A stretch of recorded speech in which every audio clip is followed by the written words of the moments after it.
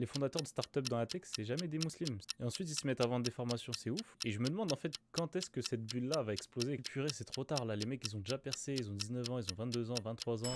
Bon, Salem, plusieurs choses que j'ai en tête cette semaine. En gros, je vois beaucoup de vidéos ou de gens qui demandent dans les commentaires de ces mêmes vidéos comment faire pour percer, comment faire pour réussir. Je vois plein de formations. Plein de personnes qui proposent des formations sur YouTube, TikTok, comment avoir de l'argent via TikTok, la nouvelle formation dropshipping, etc., etc. Et c'est ouf parce que dès qu'on a la vingtaine ou un peu plus de la vingtaine, on se dit purée, c'est trop tard là. Les mecs, ils ont déjà percé, ils ont 19 ans, ils ont 22 ans, 23 ans, ils ont déjà percé, ils ont déjà une entreprise, etc. Alors que la plupart des mecs que je vois qui ont percé sur YouTube, c'est des gens qui forment des gens à former d'autres gens. Donc eux-mêmes, leur crédibilité, elle s'assoit sur ça, sur le fait qu'ils ont beaucoup de personnes à former, qui eux-mêmes vont former d'autres personnes. Donc c'est une sorte de pyramide de Ponzi bizarre là. Et généralement, les gens qui se lancent et qui proposent des formations, comment réussir dans l'entrepreneuriat, réussir le business, dans l'e-commerce, etc., ils ont réussi à faire quelques chiffres assez propres sur quelques mois. Et ensuite, ils se mettent à vendre des formations, c'est ouf. Et je me demande en fait quand est-ce que cette bulle-là va exploser et que les gens ils vont plus accorder d'importance à ce genre de personnes et quand est-ce qu'ils vont arrêter d'acheter ce genre de formation. Parce que je vois, hein, je tourne, je regarde les formations, etc. Peut-être qu'il y en a qui fonctionnent, hein, j'en sais rien, franchement, j'ai jamais testé. Mais il y en a tellement sur le même sujet et sans forcément que ce soit game changer pour plein de gens en fait. Parce que sinon, on le saurait déjà, il y aurait plein de riches, plein de gens qui gagnent leur vie et c'est tout grâce à l'e-com. Et c'est faux, il y en a pas autant que ça. Et nous, ça nous attire beaucoup les musulmans parce qu'on se dit qu'on peut travailler d'où on veut. On n'aura plus cette limite-là de ne pas pouvoir prier quand on est dans une boîte, de ne pas pouvoir pratiquer notre religion convenablement, porter le voile, être barbu ou peu importe. En tout cas, dans les entreprises en France, c'est vrai que par moment, enfin, dans une majorité des cas, c'est pas possible, voire c'est juste difficile. Et du coup, moi, j'ai pas la solution. Qu'est-ce qu'il faut faire du coup pour être indépendant, si on veut pas travailler dans une entreprise, etc. Mais j'ai quelques idées, quelques pistes. À part l'entrepreneuriat de manière générale, ça veut rien dire, hein, dire entreprendre pour entreprendre, c'est tout, ça veut rien dire. Mais je trouve qu'on est sous-représenté dans les startups.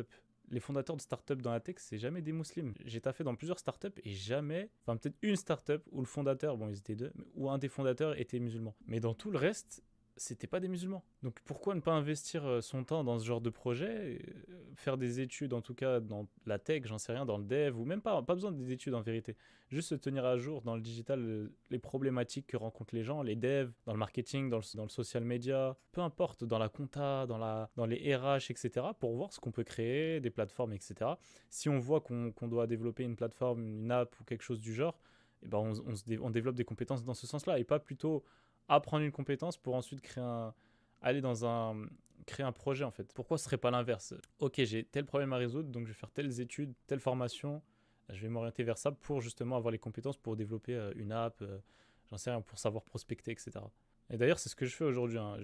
Moi, initialement, j'ai taffé dans le marketing et les systèmes d'information. Et aujourd'hui, j'ai créé une plateforme justement pour mettre en relation des formateurs et des apprenants, mais des formateurs cette fois-ci Cali et créer une plateforme comme ça, c'est pas ça que j'ai pas appris ça en école de commerce. C'est soit du code, soit du no-code, bref, faut apprendre tout seul. Moi j'ai appris tout seul, j'ai pris une formation très tech dans ce sujet-là pour apprendre à développer. Donc pourquoi pas, ce serait peut-être une piste. Après c'est vrai que ça demande du temps, de la patience pour apprendre, se former et ensuite appliquer.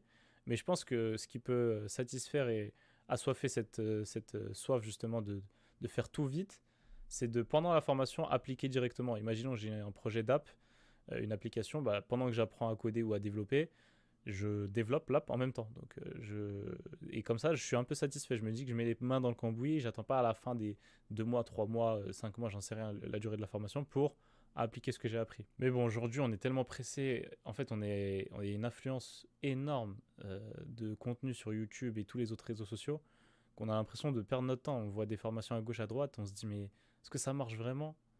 Et au final, le mec le plus gagnant dans l'histoire, bah, c'est le formateur ou celui à l'initiative de la formation en tout cas. Alors que on voit beaucoup de gens qui travaillent dans leur vingtaine à réussir, etc. Sachant qu'en majorité, les gens réussissent et deviennent riches, ou en tout cas ont une carrière qui commence à être vraiment fructueuse à l'âge de 40 ans, en tout cas dans la quarantaine. En fait, la vingtaine, c'est plus des années où on se construit, on commence le monde pro, on développe de nouvelles compétences, on commence à réseauter. Ce qui est bien, c'est de s'investir dès le début. Moi, je pense que dans la vingtaine, on doit commencer à lancer des projets pour que dans la trentaine, on commence à faire grossir le truc, ou bien récolter les fruits directement, et la quarantaine, pérenniser le truc et faire grossir vraiment de plus en plus. Et comme je disais, dans la quarantaine, c'est là où les profils, en tout cas les personnalités connues, etc., ont eu les meilleurs résultats. Et même nous, en tant que musulmans, on a beaucoup d'exemples contemporains de personnes qui ont réussi justement à 40 ans, un peu plus de la trentaine, dans l'entrepreneuriat et le business. On a plein de personnalités connues. On a Mohamed Al-Amoudi, bon, je lis en même temps. C'est un des plus riches hommes d'affaires d'Afrique. Il a fondé un empire commercial, Tarek Sultan, entrepreneur et PDG d'une multinationale, Youssouf Hamid, dans la pharmaceutique, Sheikh Aloubna, Tarafella, Mona Ataya, et j'en passe. Donc il y en a beaucoup. Donc c'est pas réservé aux autres, les musulmans aussi, parce on a beaucoup cette idée préconçue bizarre de se dire c'est mort pour nous, on s'impose trop de limites pour réussir, au contraire.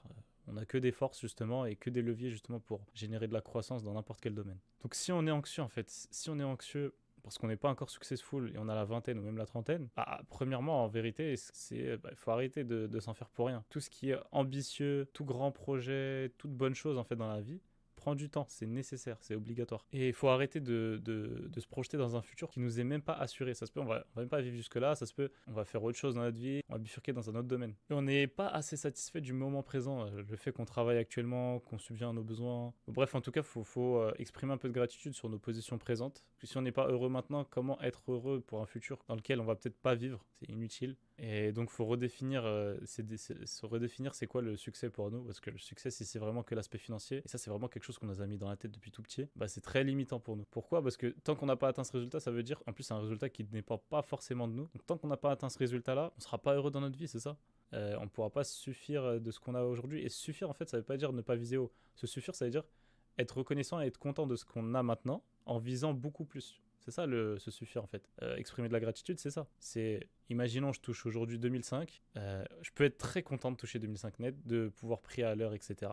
Donc je dois me satisfaire de ça, mais se satisfaire de ça, ça veut pas dire juste s'arrêter là. On peut espérer plus, on peut être plus ambitieux, créer de plus gros projets, plus utiles, etc. La gratitude et la satisfaction, c'est pas quelque chose qui est contradictoire avec l'ambition, donc il faut commencer à redéfinir ces termes-là pour qu'on ait une vision un peu plus positive. Sinon, ça nous détruit intérieurement.